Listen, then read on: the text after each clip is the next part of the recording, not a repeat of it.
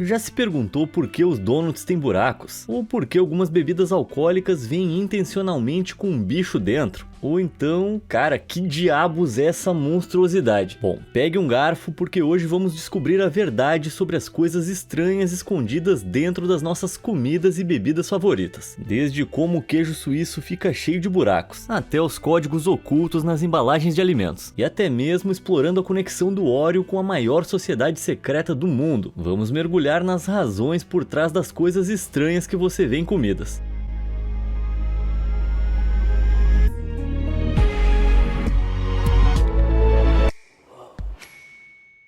Formato de donut.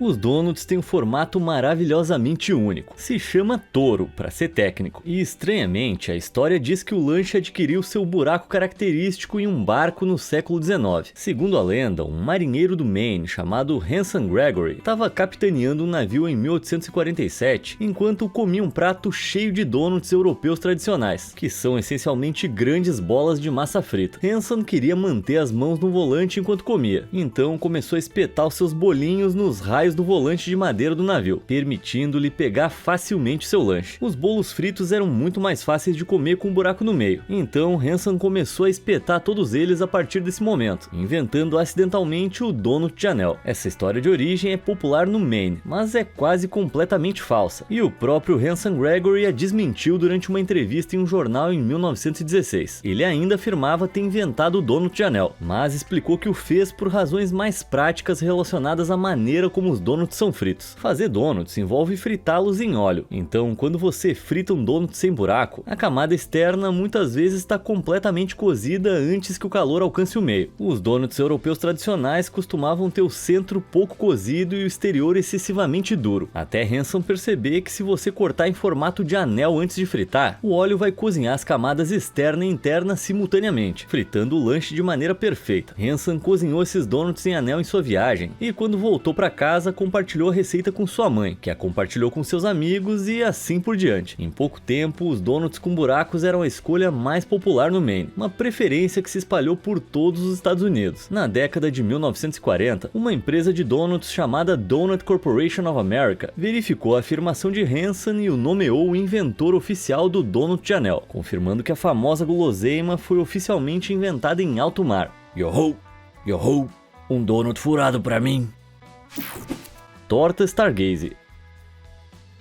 Vamos fazer uma viagem à Inglaterra, lar do feijão na torrada, do Marmite e... peraí, que diabos é isso aqui? Essa monstruosidade é a torta Stargaze, um prato salgado que apresenta várias cabeças de sardinhas grandes chamadas pilchards, que saem de sua crosta. Os peixes dentro da torta foram descascados e desossados, mas as cabeças de pilchard são arranjadas para parecer que estão olhando para as estrelas. A torta Stargaze parece obra de um maníaco, mas na verdade tem uma história de origem incrível de 500 anos. No século XVI, a vila inglesa de Mousehole teve um inverno extremamente tempestuoso, de modo que nenhum dos seus barcos de pesca podia ir para o mar sem o risco de ser destruído. O peixe era a principal fonte de alimento de Mousehole. Então, no Natal, toda a vila enfrentou a fome, até que um pescador chamado Tom Balcock decidiu enfrentar a tempestade. O povo de Mousehole esperou ansiosamente o retorno de Tom, e quando seu barco voltou com segurança para o porto, ele havia pescado peixes suficientes para alimentar toda a vila. Segundo a lenda local, os aldeões cozinharam toda a sua captura em uma única torta gigante, e ela continha tantos peixes que as suas cabeças e caudas saíam da crosta. Embora o grau de precisão factual da história seja quase impossível de provar, já que todas as evidências foram devoradas com avidez, não há dúvidas de que Mousehole ainda celebra a história com um festival anual chamado Tom Balcock's Eve. Esse festival acontece no dia 23 de dezembro, e todo o evento é centrado em comer tortas Stargaze, que atuam como uma versão simbólica do prato que salvou Mousehole há 500 anos. Isso dá ao prato de aparência bizarra uma história de origem incrível, mas você nunca vai me pegar comendo uma dessas tortas que olham pra você de volta. Se alguma vez eu visitar Mousehole, acho que eu vou ficar no peixe com batata frita.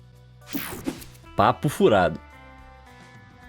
De acordo com os desenhos animados, os icônicos buracos no queijo emmental suíço são criados por ratos famintos, mas a verdadeira explicação é bem mais científica. As fazendas leiteiras usam feno para alimentar seu gado, e quando as vacas são ordenhadas, pequenas partículas de feno muitas vezes flutuam para os baldes de leite. Esse feno costuma conter uma bactéria natural, chamada Propionibacterium, e quando o leite é envelhecido para fazer o queijo emmental, a bactéria começa a liberar dióxido de carbono, criando bolhas de gás que deixam buracos no queijo. Sem essa bactéria, o queijo suíço é completamente liso. E hoje, o emmental na verdade tem menos buracos do que costumava ter, já que as fazendas leiteiras modernas usam métodos de ordenha mais higiênicos, o que por sua vez impede que feno e outros contaminantes entrem no leite. Alguns fabricantes de queijo modernos ultra higiênicos até mesmo precisam adicionar impurezas de feno em pó, tudo para fazer os buraquinhos. Então o queijo suíço não é perfurado por ratos famintos. E essa é só uma das mentiras que a indústria láctea nos conta. Embora toda criança que se preze saiba que você colore o queijo usando lápis de cor amarelo, pode ser chocante saber que alguns dos seus tipos de queijo favoritos são tingidos de amarelo. A cor natural do queijo depende da dieta das vacas que o produzem. No verão, as vacas deixadas para pastar comem grama, que é cheia de uma substância química chamada beta-caroteno. Isso é liberado através do leite delas e se torna visível através do processo de fabricação do queijo, resultando em um queijo com um tom amarelo natural. Mas no inverno, as vacas comem grama que foi seca e transformada em feno. O processo de secagem destrói o beta-caroteno no feno, e então o queijo que as vacas de inverno produzem será de uma cor branco-acinzentada pálida. Na Inglaterra do século XVI, o queijo de verão era considerado muito mais desejável do que o queijo de inverno, até que os fabricantes de queijo perceberam que podiam tingir os seus queijos de inverno pálidos de amarelo para enganar os clientes. Eles usavam suco de cenoura, açafrão e um corante vermelho chamado anato para colorir os seus produtos. E à medida que o queijo ficava mais colorido, os consumidores começaram a acreditar que quanto mais vibrante o queijo, melhor a qualidade. Isso levou à invenção de queijos laranja, como o Red Leicester, o Colby e o Cheddar, enquanto os fabricantes de queijo tentavam tornar os seus queijos naturalmente pálidos o mais coloridos possível. Com o tempo, esses produtos se tornaram incrivelmente famosos, e os nossos mercados ainda estão cheios de queijos tingidos de laranja ou amarelo. Ou seja, se o seu queijo favorito é de cor brilhante, você é realmente vítima de um golpe iniciado por um grupo de fazendeiros ingleses há mais de 500 anos. Que malandros.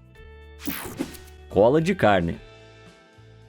Às vezes, ler um rótulo de ingredientes é tipo ler um livro de química, muitas vezes cheio de aditivos com nomes químicos complexos, mas consumimos esses aditivos misteriosos todos os dias. E um dos ingredientes mais comuns na nossa comida é uma molécula chamada celulose. Esse aditivo pode ser encontrado em tudo, desde molho de tomate e biscoitos até cachorros quentes e bagels. E, surpreendentemente, a molécula é retirada da serragem. Agora, antes de você começar a entrar em pânico, você não está comendo serragem pura quando come celulose. A celulose é encontrada em todas as plantas, incluindo vegetais como brócolis. Portanto, é completamente seguro para o consumo humano, uma vez quimicamente extraído da serragem de resíduos. E os fabricantes de alimentos adicionam aos seus produtos para melhorar a textura ou aumentar a quantidade de fibra em nossa comida. A celulose não é o único aditivo surpreendente encontrado em nossa comida. A amônia é um composto químico venenoso que causa queimaduras quando exposta à pele humana, mas foi amplamente relatado nos últimos 15 anos que alguns fabricantes de alimentos borrifam sua carne moída com amônia para matar bactérias nocivas nela. Parte da amônia se dissolve na umidade da carne, e essa carne moída quimicamente tratada é então vendida em supermercados. Agora, alimentar o público com carne envenenada parece bem diabólico. Porém, o FDA, que seria tipo a Anvisa nos Estados Unidos, afirmou que esses produtos são completamente seguros, pois usam pequenas quantidades de amônia misturada com água, e quase não há vestígios do químico venenoso quando o processo é concluído. Mas essa prática ainda destaca quantos produtos químicos são bombeados na nossa comida, e os aditivos não são usados exclusivamente em carnes moídas. Quando você compra um bife barato no supermercado, há a chance de ele ter sido recheado com uma substância chamada transglutaminase, ou cola de carne. Esta é uma enzima natural encontrada em animais, que conecta diferentes tecidos, e a indústria da carne pode usá-la para pegar muitos pedaços pequenos de carne e ligá-los perfeitamente para criar bifes e costeletas maiores. Esses bifes Frankenstein são muito mais baratos de produzir do que cortes legítimos de carne. Porém, a União Europeia proibiu a enzima em 2010, pois quando você junta vários pedaços de carne de diferentes fontes, aumenta o risco de introdução de bactérias perigosas no alimento. Como resultado, a cola de carne é completamente proibida na Europa, mas nos Estados Unidos as prateleiras ainda estão cheias de carne colada, e as pessoas podem comer transglutaminase sempre que quiserem. É mesmo a terra da liberdade.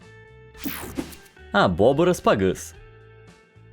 Esculpir abóboras em formato de Jack-o'-lantern é uma tradição clássica do Halloween, mas incrivelmente a prática começou milhares de anos antes do Halloween existir, surgindo de pagãos antigos, no que hoje conhecemos como Irlanda e Grã-Bretanha, celebrando um feriado celta chamado Samhain. O Samhain marcava o início do inverno, e os celtas acreditavam que durante esse período, a porta para o mundo espiritual se abria, permitindo que demônios e espíritos caminhassem livremente pela terra. Os pagãos precisavam afastar esses espíritos malignos, e então começaram a se vestir com trajes aterrorizantes, acender fogueiras e esculpir rostos assustadores em nabos durante o Samhain. Os celtas irlandeses, em particular, celebraram amplamente esse festival por milênios, até o século V d.C., quando os católicos europeus começaram a converter a Irlanda ao cristianismo. Os cristãos sabiam que essa conversão seria gradual, então em vez de apagar completamente a cultura celta, eles incorporaram as celebrações pagãs ao calendário católico. Esse processo envolveu parcialmente pegar o feriado cristão de All Hallows Eve, sendo esta a noite anterior ao All Hallows Day, também conhecido como Dia de Todos os Santos, e ajustá-lo para incluir alguns elementos do Samhain, como contar histórias de fantasmas e esculpir nabos. Isso facilitou um pouco a transição do paganismo para o catolicismo, e quando a Irlanda se tornou um país predominantemente cristão, eles criaram um novo mito para explicar a prática pagã de esculpir nabos. Essa história fala de um beberrão desonesto chamado Jack, que estava em um pub e recebeu a visita de Satanás, que por sua vez lhe ofereceu uma bebida em troca de sua alma. Jack convenceu Satanás a se transformar em uma moeda para pagar o barman, sugerindo que eles pudessem então desaparecer para enganar o barman e ficar com o dinheiro. Isso impressionou Satanás, e ele concordou com o plano. Só que Jack enganou o próprio diabo, colocando rapidamente a moeda no bolso ao lado de um crucifixo de prata. O símbolo sagrado prendeu o diabo dentro da moeda, e Jack só o libertou quando ele prometeu não levar a sua alma para o inferno quando ele morresse. Quando Jack faleceu, anos depois, o diabo cumpriu a sua promessa e não o arrastou para o inferno. Mas Jack não era um bom homem, então ele também não foi para o céu. Como resultado, a alma de Jack foi forçada a vagar pela natureza selvagem irlandesa pela eternidade, carregando uma lanterna feita de nabo. Essa história ofereceu uma explicação cristã para a tradição dos nabos esculpidos, e também levou os irlandeses a começar a chamá-los de Jack-o'-lanterns. No século XVIII, um grande número de colonos irlandeses começou a se mudar para os Estados Unidos, levando consigo suas tradições de véspera de Todos os Santos, ou Halloween com eles. Ao chegar, descobriram que as abóboras eram muito mais abundantes e fáceis de esculpir do que nabos. Então eles ajustaram ligeiramente as suas tradições, e o Jack-o'-lantern moderno nasceu, criando um ícone do Halloween que está ligado ao paganismo, aos nabos e ao espírito errante de um alcoólatra chamado Jack.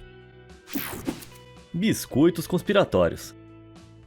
Os Oreos são os biscoitos mais vendidos do mundo, e cada um é marcado com o mesmo padrão distintivo. A maioria das pessoas nem presta atenção nesse design, mas alguns teóricos da conspiração são obcecados por ele, e acreditam que os símbolos e formas escondem um segredo sombrio. Os Oreos são fabricados pela empresa Nabisco, e os teóricos da conspiração notaram que tanto o logotipo da Nabisco quanto o padrão do Oreo exibem um símbolo antigo chamado Cruz de Lorena. Esse símbolo está presente em todos os produtos da Nabisco, e incrivelmente também é usado pelos maçons, a maior sociedade secreta do mundo. Essa irmandade secreta tem mais de 6 milhões de membros em todo o mundo. E embora nenhum estranho saiba exatamente o que os maçons fazem a portas fechadas, rumores dizem que eles interferem em eleições políticas e silenciam permanentemente pessoas para impedir que os seus segredos sejam revelados. A sociedade usa muitos símbolos antigos para representar os seus diferentes postos, como a Cruz de Lorena e a Cruz Pátria, outro símbolo que supostamente supostamente está representado no Oreo, mas aí eu já acho que é um exagero. Algumas pessoas acreditam que isso prova que a Nabisco e os Oreos estão ligados à maçonaria, só que essa teoria tem alguns furos. Os maçons foram fundados em 1599, mas a Cruz de Lorena é tão antiga que foi usada lá em 1095 d.C. pelos Cavaleiros Templários, que eram um grupo militar católico que lutou durante as Cruzadas. O símbolo foi usado por centenas de organizações diferentes ao longo dos anos, e o design oval específico com a cruz no topo era regularmente usado como marca de verificação de qualidade pelos impressores do século XV em Veneza. Em 1898, o primeiro presidente da Nabisco, Adolphus Green, descobriu isso enquanto folheava um livro antigo veneziano. Ele encontrou a Cruz de Lorena estampada nas páginas e imediatamente a adotou como logotipo da Nabisco, sem ter nenhum conhecimento das suas conexões com maçonaria. Quanto à versão modificada do padrão que a gente vê nos Oreos, isso foi desenhado em 1952 por um funcionário da Nabisco chamado William A. Turner. Em 2011, o filho de Turner colocou os pingos nos is, afirmando que seu pai não era maçom e os seus designs não continham nada nefasto. Aparentemente, ele incluiu a Cruz de Lorena para referenciar o logotipo da Nabisco, e a suposta cruz pátria na verdade é uma flor. Tudo isso sugere que as conexões entre os Oreos e a maçonaria são puramente coincidências.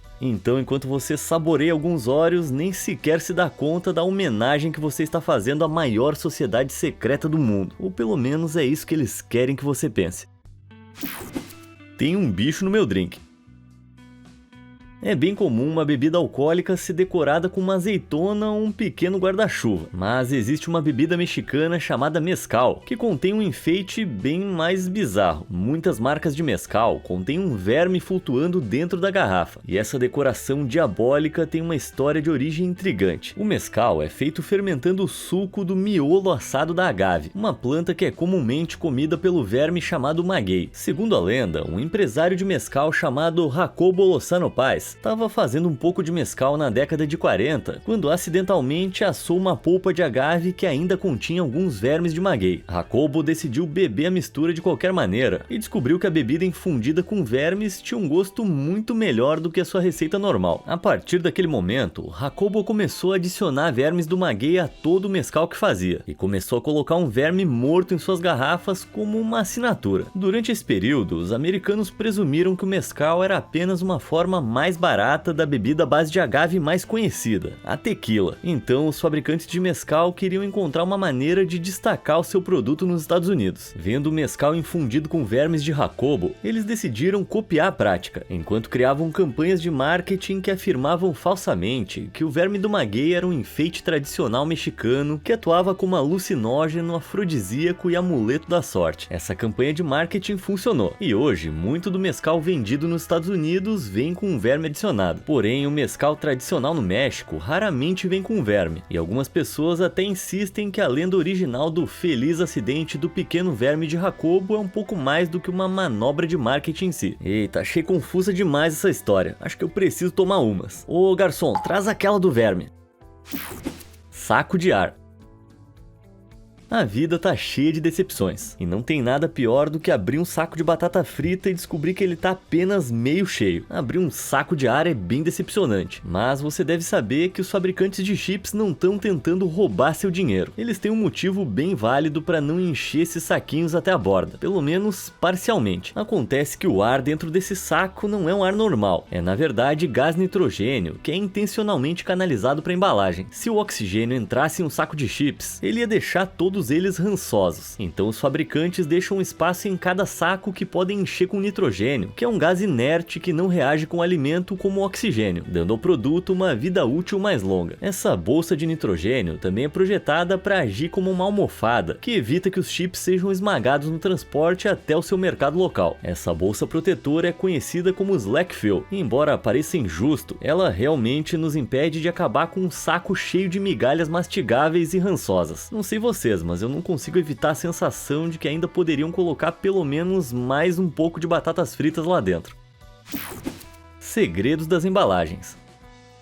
Agora que exploramos o interior dos nossos sacos de chips, vamos explorar os segredos escondidos nas embalagens. A maioria dos tipos de embalagens de alimentos é marcada com círculos coloridos como esse, e eles não estão lá só para bonito. Estes são os patches de controle de processo, e são usados para garantir que todas as cores nas embalagens sejam impressas corretamente. Por exemplo, se o patch de controle de processo azul sair muito pálido quando o saco for impresso, os fabricantes sabem que todos os diferentes tons de azul na embalagem também estarão pálidos, permitindo que eles ajustem a impressora e corrijam o erro. Esses patches podem ser encontrados na maioria dos produtos alimentícios, mas eles não são o único recurso secreto que está escondido nas embalagens. Nos Estados Unidos, a maioria das frutas tem adesivos que contêm números codificados, chamados códigos de consulta de preços. Cada produto tem um número de identificação diferente, e os códigos são projetados para ajudar as mercearias a controlar o seu estoque, mas os consumidores podem usá-lo para aprender mais sobre a fruta que estão comendo. Por exemplo, se o código começar com o número 9, geralmente significa que a fruta foi cultivada de maneira orgânica, mas se os números começarem com 8, significa que a fruta é geneticamente modificada, geralmente para ter uma vida útil mais longa. Outros recursos de embalagem são implementados para tornar a experiência mais fácil para o consumidor. Por exemplo, barras de chocolate muitas vezes têm um padrão em zigue-zague no final, que torna a embalagem mais fácil de abrir. Da mesma forma, quando você termina de comer um pirulito, você pode notar que os palitos ocos geralmente têm um furinho cortado no lado. Quando os pirulitos são produzidos, o doce é derretido e parcialmente empurrado pelo buraco antes de endurecer. Isso prende o pirulito ao palito, tornando menos provável que ele caia na boca. Além disso, se uma criança muito animada inalar acidentalmente o palito, vai ter menos chances de engasgar, pois vai conseguir respirar pelo buraco nesse tubo oco. Outros produtos usam técnicas semelhantes para manter os seus clientes seguros. Nos Estados Unidos, muitos recipientes de leite têm círculos côncavos na lateral da embalagem.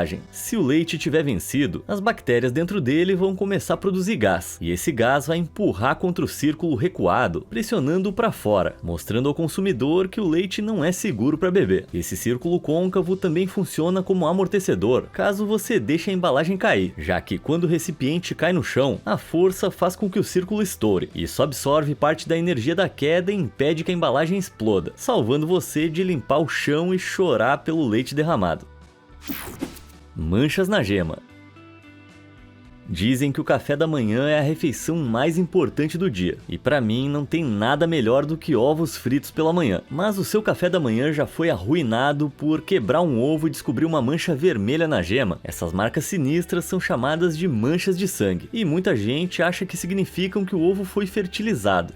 Que nojo! Mas a verdade é um pouco menos perturbadora. Durante a formação, a superfície de cada gema de ovo está coberta de minúsculos vasos sanguíneos, e se um deles se romper durante a produção ou postura do ovo, vai deixar um pequeno ponto de sangue. Isso pode acontecer com qualquer galinha, embora ocorra mais comumente se o ovo for posto por uma galinha mais velha. Cerca de 4% dos ovos vão ter essas manchas de sangue, porém quase nenhum deles chega ao supermercado local. E isso se deve à candagem, um processo que envolve projetar uma luz brilhante através de um ovo para enxergar através da casca. As fábricas de ovos usam esse processo para remover ovos com manchas vermelhas da linha de produção, só que eles não conseguem identificar todos. Então alguns ovos defeituosos são enviados para os supermercados e acabam nas nossas frigideiras. Ainda assim, você não deve deixar que isso estrague o seu café da manhã. As manchas vermelhas são completamente inofensivas, e esses ovos ainda são totalmente seguros para comer. Então, embora a maioria das pessoas prefira raspar as manchas de sangue dos seus ovos antes de comê-los, é totalmente saudável começar o dia com bacon, ovos e uma pequena explosão de vasos sanguíneos.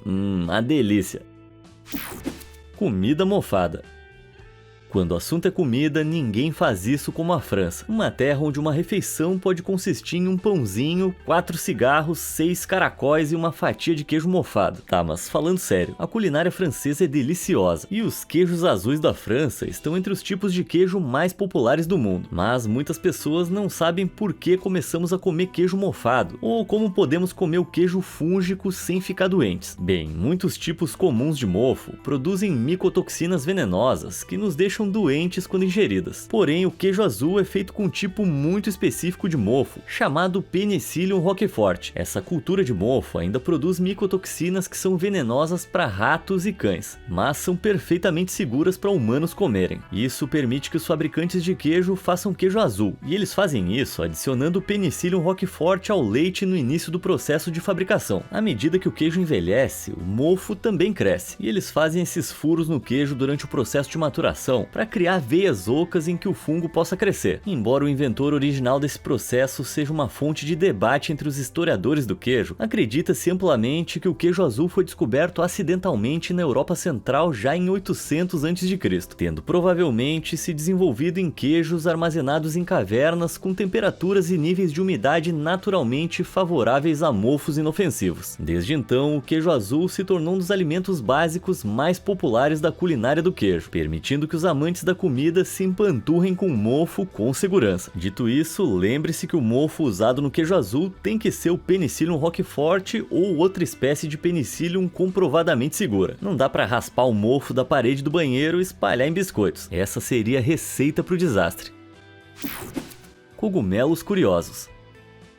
Quando se trata de alimentos orgânicos, a maior parte da atenção é dada a frutas e vegetais, mas eles têm um primo assustador que é igualmente interessante. Os cogumelos podem ser bem esquisitos, e muitos deles têm uma estrutura estranha semelhante a guelras na parte inferior dos chapéus, chamada lamela. Essas guelras de aparência curiosa têm assustado crianças exigentes por gerações, mas a maioria das pessoas não sabe que as lamelas têm um propósito muito importante. Os fungos geralmente se reproduzem lançando milhões de esporos microscópicos no ar, para que possam pousar em algum lugar e germinar em uma nova rede de cogumelos. As lamelas são onde os esporos são produzidos, e as dobras entre cada guelra estão cobertas de células microscópicas produtoras de esporos, que regularmente liberam a sua carga no ar. Então, quando comemos cogumelos com lamelas, estamos literalmente mordendo fábricas gigantes de esporos. Talvez as pessoas que tenham frescura para comer tenham alguma razão. Biscoitos da sorte.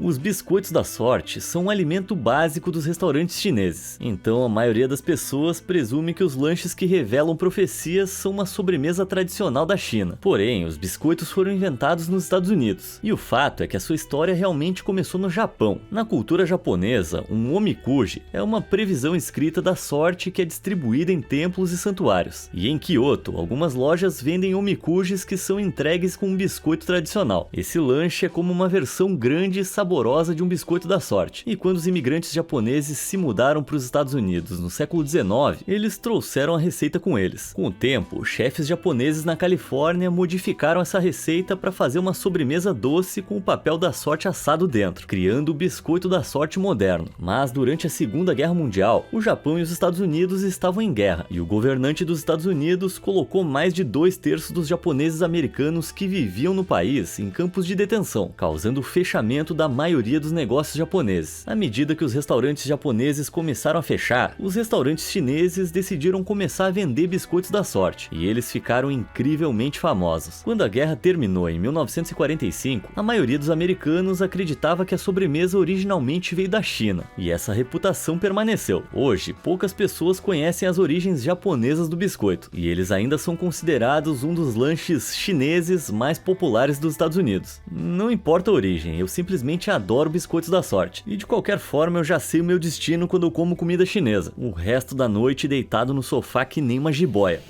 Bom, isso resume o nosso olhar sobre as coisas estranhas que você vê na sua comida. Você conhece algum outro fato sobre comidas que eu deixei de falar aqui? Me conta nos comentários e obrigado por assistir.